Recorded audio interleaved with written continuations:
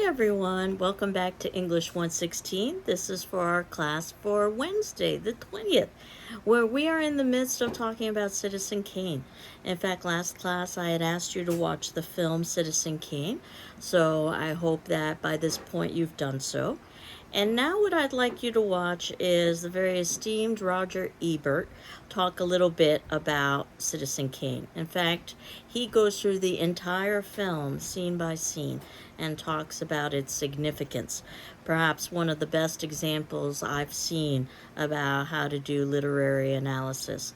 So it's an hour and 49 minutes. It's almost the actual length of the film itself. So I'm going to basically keep this short and sweet. What we will be doing next class is talking about short story. Specifically, we will be reading two of them, A Secret Sorrow and A Sorrowful Woman, comparing and contrasting them. One is considered to be a piece of literature that's worthy of academic study. It's considered by scholars and critics to have a certain level of depth and sophistication to it. And the other is considered to be much more formulaic, that it's written primarily for entertainment, written primarily for profit. Not that that's necessarily a bad thing, but it doesn't have the level of depth or sophistication or complexity.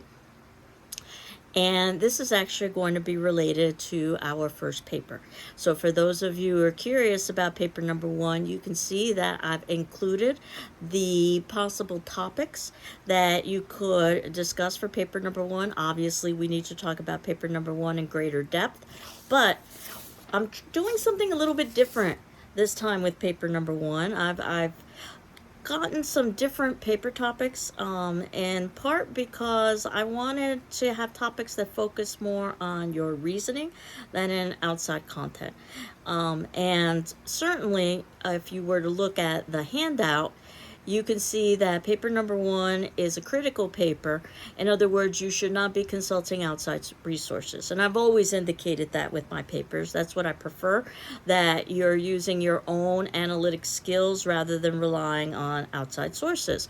Especially now in the era of artificial intelligence, I even more firmly believe in that. Paper length, approximately 4 to 5 pages, but approximately means approximately, as long as it needs to be in order for you to support your particular thesis. And what I've done is I've generated 4 topics. Again, this is the first time I've done something like this, so we'll see how it works. Or, of course, you can write on your own topic, but if you choose to write on your own topic, you must approve the topic with me beforehand. And you'll note that the due date for the first paper that is listed on our syllabus occurs just about halfway through the semester. That is on the 23rd of October. That's very deliberate because I'm hopeful that by the 23rd of October, you would have submitted in paper number 1. So what I've got is a rolling deadline. So basically, at any point from now until the 23rd of October, you can hand in that first paper. Now, if you need additional time after the 23rd, ask you for an extension and we can discuss it. But honestly, I'm beginning to get a little bit anxious at this point because we've gone through half of the semester and we still don't have a paper submitted. And as you know, everybody has the option of rewriting the first paper. So once I receive the paper from you, I will evaluate it for grammar and content and return it back to you with a letter grade. If you're content with your letter grade, you're done with the exercise. But if you so wanted to rewrite it for a higher grade, you are able to do so. I ask that you incorporate my comments into your revision, and certainly if you need further direction, reach out to me, and that you submit to me your revision along with the original graded copy with my comments so I can compare and contrast the two. You get the higher of the 2 grades. And the reality is, this is how professional authors write, is that they go through an editorial process. You have up until the ending of the semester to do that, but the sooner the better for everybody involved. And your second paper is due at the very ending of the semester. So you wouldn't have time to rewrite, but the second paper also has a rolling deadline. Your second paper will be about dramas, because this first paper is going to be about our first unit, which happens to be about fiction. And if you can get in that second paper early enough, we can negotiate about the possibility of a revision. Not guaranteed, but it's something that we can negotiate with. I see that first paper as the learning exercise, and then the second paper is when you are incorporating that learning in there. So at the ending of the semester, you would have written a paper about fiction and you would have written a paper about drama. There wouldn't be time for you to write a paper about poetry, but there is one more assignment for the semester, and that happens to be a final exam. It's open book, open notes, essay exam, the bulk of which, 80 points, is devoted to poetry. So that's how you would get to respond to poetry. And I'll just have 10 point questions on short story and drama so that we reach 100 points, just so that we can have a kind of overview of the semester as a whole.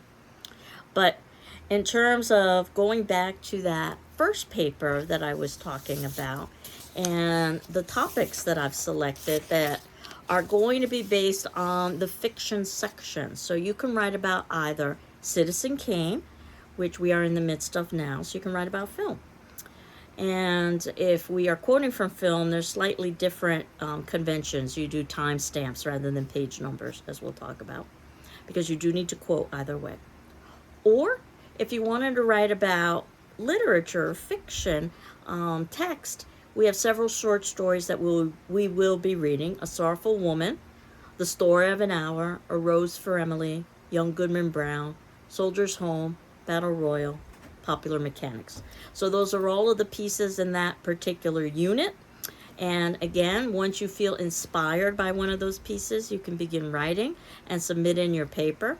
I suggest, however, that you would want to wait until we actually talk about that particular text in class before you actually do serious writing and submission, just because you'll probably learn something in class about that particular text. So these are your 4 options, which is basically about how this course is viewed from your reasoning perspectives. Number 1, I ask you to identify a text from the fiction section, that's our first section, that you think should be included in the literary canon, detailing the reasons why. As you know, the literary canon are those works determined by scholars and critics to be worth literary study. And this is something we're going to talk about in greater depth after we're done talking about Citizen Kane, when we start talking about short story. So there's no right or wrong answer here. It's a question of how do you put together your arguments, almost like an attorney putting together arguments for a case. Or number 2, identify a text from the fiction section that you think should not be included in the literary canon, detailing the reasons why. Again, you've got to give evidence and details. That includes quotation. Or number 3, identify a text from the fiction section you think has the most contemporary relevance in our society, detailing the reasons why. Again, no right or wrong answer here. I'm more interested in your reasoning and the use of evidence from the text to support your arguments. And then lastly, you could choose identify a text from the fiction section you think has the least contemporary relevance in our society, detailing the reasons why. And regardless of the topic you choose, and of course you can create your own topic, but if you choose to write on your own topic, you must approve the topic with me beforehand. But regardless, you need to provide textual evidence and details to support your arguments, which is something that we'll talk about in greater depth over the next several classes. With a note at the bottom that a good question to ask yourself when you're writing a paper or reading someone else's writing is, and this is a quote, notice I use quotation marks, have I or has the author said this as clearly, concisely, believably, or gracefully as possible, unquote. And then you can see, of course, my documentation where I use parentheses indicating the author's last name and the page number. That's the convention of the MLA, the Modern Language Association, which is what we use in the arts and the humanities, including literature. I'm hoping this is a review of something you talked about in English 101, but we'll talk about it further as well when the semester progresses. And I was very careful to use square brackets, as you can see, when I inserted in my own language into the quote. My own language being, or has the author. That was not part of the original quote. So you use square brackets, not parentheses, square brackets. And you do that usually to clarify something in a quote, not to comment on the relevance of the quote. Again, these are just some conventions about how to quote that we'll briefly discuss, as well as some conventions on how to write a paper. So there's more coming up. But I wanted you to at least have an idea of some of the possibilities that you could pursue with the paper now that you finished your first major text in the fiction section, which happened to be a film, Citizen Kane. And we will continue on over the next several weeks, talking not just about Citizen Kane, but also short story as well. So how to read and analyze literature in addition to reading and analyzing film.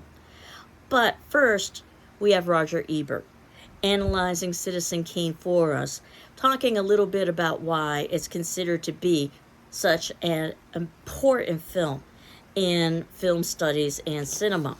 And as I believe I had shared with you that when I first saw Citizen Kane, I was an undergraduate in college, a freshman actually, just a few weeks in. And I didn't really like the film because I didn't understand the film. So I'm hopeful that, and now I love the film. It's perhaps in my top 3 films. But I needed to understand what was happening in the film to really appreciate it. So I'm hopeful that you're getting some background about the film when we saw the Battle of Citizen Kane. And there's more to that. It's a 2-hour documentary. I selected about 45 minutes or so.